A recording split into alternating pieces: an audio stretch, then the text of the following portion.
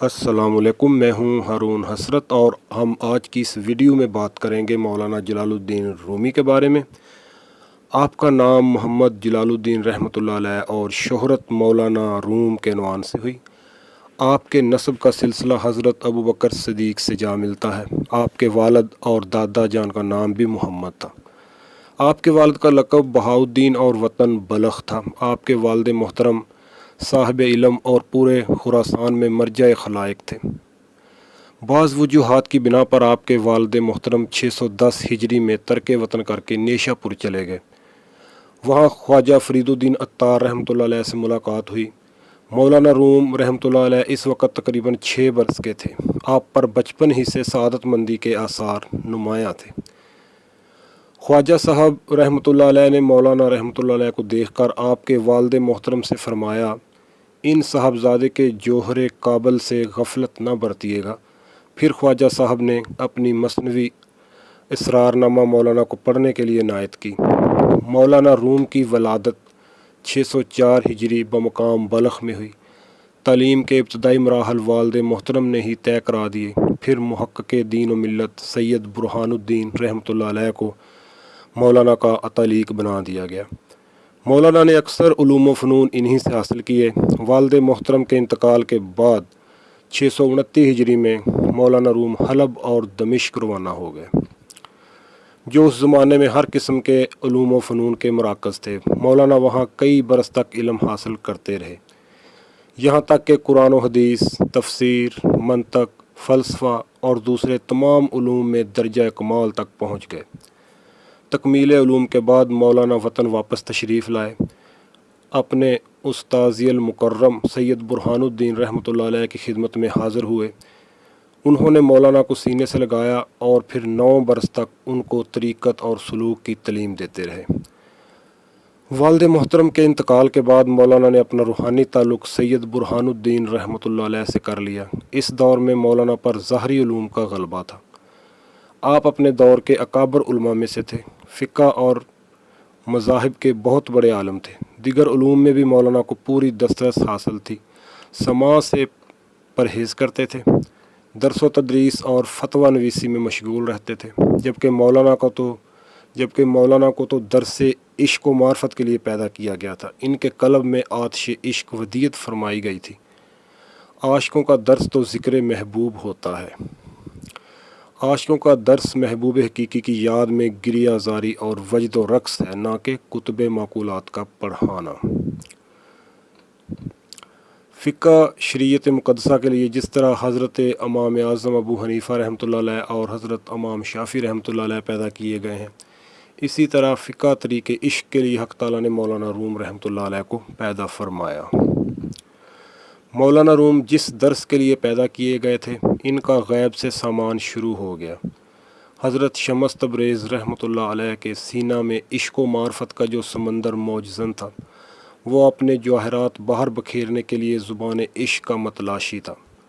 آپ نے دعا کی، اے خدایا، اپنی محبت کا جو خزانہ تو نے میرے سینے میں رکھا ہے، کوئی ایسا بندہ خاص عطا فرما جس کے سینے میں میں اس امانت کو منتقل کر دوں، اور وہ بندہ زبان عشق سے میرے اسرار مخفیہ کو قرآن و حدیث کے انوار میں بیان کرے۔ اللہ عز و جل کی بارگاہ اقدس میں دعا قبول ہو گئی۔ حکم ہوا ملک روم روانہ ہو جاؤ۔ اس کام کے لیے جس کو ہم نے منتخب کر لیا ہے وہ تمہیں وہاں مل جائے گا۔ مولانا روم اور شمس تبریزی کی ملاقات کے متعلق مختلف کتابوں میں مختلف واقعات پر قلم کشائی کی گئی ہے۔ جواہر مزیہ کے بیان کے مطابق تو واقعہ کی صورت یہ ہے کہ مولانا ایک روز اپنے شاگردوں کے حلقہ میں رونق افروز تھے اور آپ کے چاروں طرف کتابیں پڑی ہوئی تھیں۔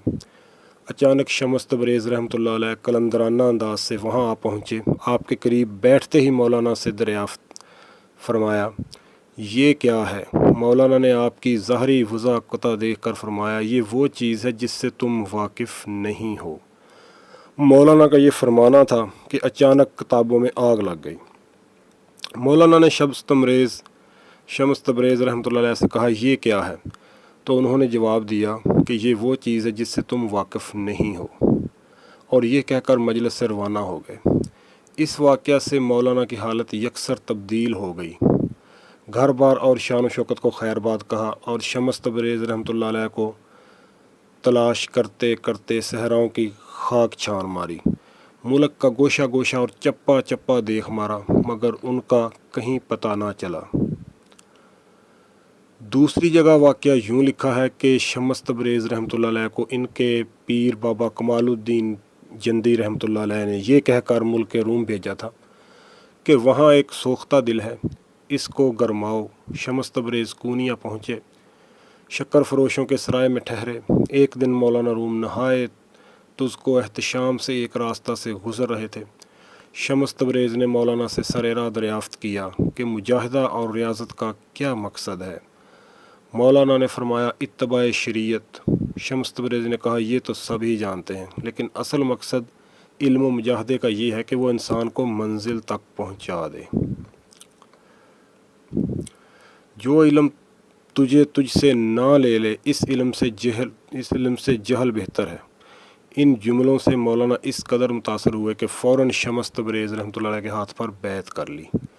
ایک روایت یہ بھی ہے کہ مولانا روم کسی حوض کے کنارے کتب بینی میں مصروف تھے، وہاں شمس تبریز رحمۃ اللہ علیہ آ گئے اور مولانا سے دریافت کیا یہ کیا کتابیں ہیں؟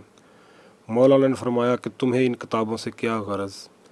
اس پر شمس تبریز رحمۃ اللہ علیہ نے وہ کتابیں حوض میں پھینک دیں۔ مولانا کو سخت رنج ہوا اور فرمایا میاں درویش، تم نے ایسی چیزیں ضائع کر دیں جن میں بڑے نادر نکتے تھے اور اب ان کا ملنا محال ہے۔ اس پر شمس تبریز رحمۃ اللہ علیہ نے وہ کتابیں خشک حالت میں حوض سے نکال کر مولانا کے سامنے رکھ دیں۔ مولانا حیران ہوئے تو شمس تبریز نے کہا یہ حال کی باتیں ہیں، تم صاحب کال انہیں کیا سمجھو؟ اس کے بعد مولانا روم شمس تبریز رحمۃ اللہ علیہ کے عقیدت مندوں میں داخل ہو گئے۔ واللہ عالم بالصواب۔ سپہ سالار مولانا کے خاص مریدوں میں سے تھے۔ انہوں نے واقعہ یوں قلم بند کیا، شمس تبریز رحمۃ اللہ علیہ نے دعا کی خدایا کوئی ایسا شخص عطا فرما جو میری محبت کا متحمل ہو سکے۔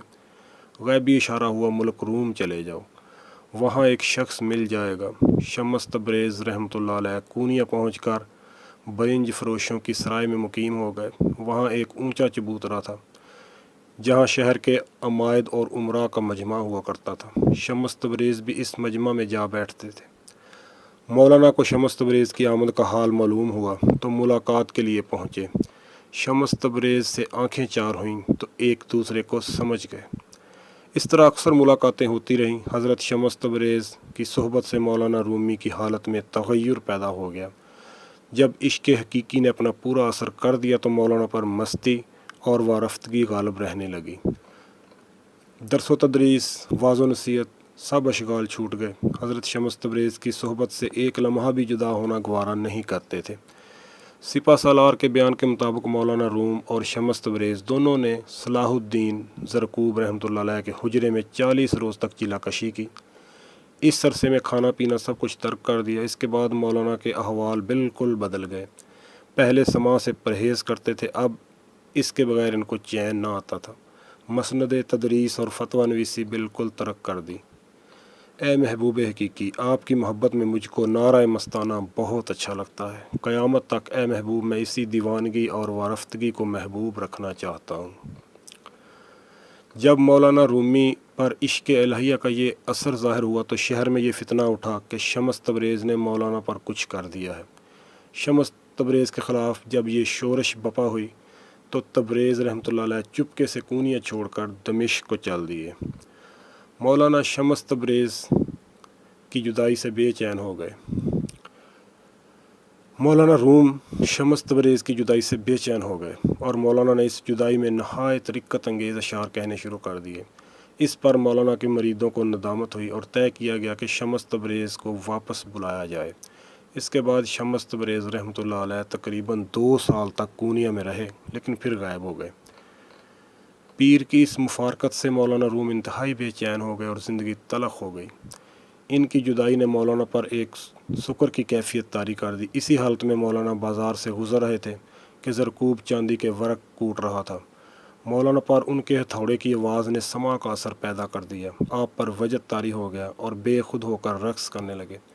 آپ کی یہ کیفیت دیکھ کر زرکوب نے کام کرنا چھوڑ دیا۔ پھر شیخ زرکوب دکان سے باہر نکل آئے۔ مولانا روم ان سے بغل گیر ہو گئے۔ عالم بے خودی میں شعر پڑھنے لگے۔ اس شعر کا اثر صلاح الدین زرکوب رحمۃ اللہ علیہ پر اس قدر ہوا کہ آپ نے ساری دکان لٹا دی اور مولانا کی ہمرکاہ بھی اختیار کر لی۔ اپنے آپ کو ہمہ مولانا کی خدمت کے لیے وقف کر دیا۔ دونوں کو ایک دوسرے کی محبت میں بڑا سکون اور کیف میسر آیا۔ 9 سال تک آپ دونوں کی صحبتیں گرم رہیں۔ 664 ہجری میں حضرت زرکوب رحمۃ اللہ علیہ دنیا فانی سے عالم بقا کو چلے گئے۔ مولانا روم پھر غم و اضطراب میں مبتلا ہو گئے۔ مولانا روم کو پھر ایک ایسے محرم راز اور رفیق خاص کی ضرورت محسوس ہوئی۔ ایسا محرم راز ان کو شیخ حسام الدین چلپی رحمۃ اللہ علیہ کی صورت میں مل گیا۔ انہوں نے 10 برس تک اس تندہی اور حسن عقیدت کے ساتھ مولانا کی خدمت کی کہ دونوں یکجان و دو قالب ہو گئے۔ یہ شیخ حسام الدین چلپی رحمۃ اللہ علیہ کی تحریک اور ترغیب تھی کہ جس نے مولانا کو اپنی شہرہ آفاق مثنوی شریف کے لکھنے پر آمادہ کیا۔ مثنوی شریف میں مولانا نے جا بجا حسام الدین رحمۃ اللہ علیہ کا ذکر بڑے حسین انداز میں کیا ہے۔ مثنوی شریف سینے میں عشق خداوندی کی آگ لگا دیتی ہے۔ آخری وقت 472 ہجری میں کونیا میں بہت شدت کا زلزلہ آیا۔ تقریباً 40 روز تک اس کے جھٹکے محسوس ہوتے رہے۔ اہل شہر نے مولانا سے اس پریشانی کا ذکر کیا تو مولانا نے فرمایا، زمین بھوکی ہے، کوئی تر لقمہ چاہتی ہے اور انشاءاللہ کامیاب ہوگی۔ چند روز بعد مولانا کا مزاج ناساز ہوا۔ ہر چند اطباء نے معالجہ کی تدبیریں کیں لیکن کوئی سود مند نہ ہوئی۔ مرض بڑھتا گیا، جوں جوں دوا کی والا معاملہ ہو گیا۔ مولانا مرض کی طرف بالکل متوجہ نہ ہوتے تھے۔ بیماری کی شہرت عام ہوئی۔ شیخ صدر الدین رحمۃ اللہ علیہ جو شیخ محی الدین ابن عربی کے تربیت یافتہ تھے، مزاج پرسی کے لیے تشریف لائے۔ مولانا کے مرض کی کیفیت دیکھ کر بے قرار ہو گئے اور مولانا کی شفا کے لیے دعا کرنے لگے۔ مولانا نے سنا تو فرمایا، شفا آپ کو مبارک ہو۔ محب اور محبوب میں صرف ایک پیرہن کا پردہ رہ گیا ہے، کیا آپ نہیں چاہتے کہ وہ اٹھ جائے اور نور نور میں مل جائے؟ اس پر شیخ رحمۃ اللہ علیہ روتے ہوئے اٹھ کر چلے گئے اور سمجھ گئے کہ اب مولانا کا دم میں واپسی ہے۔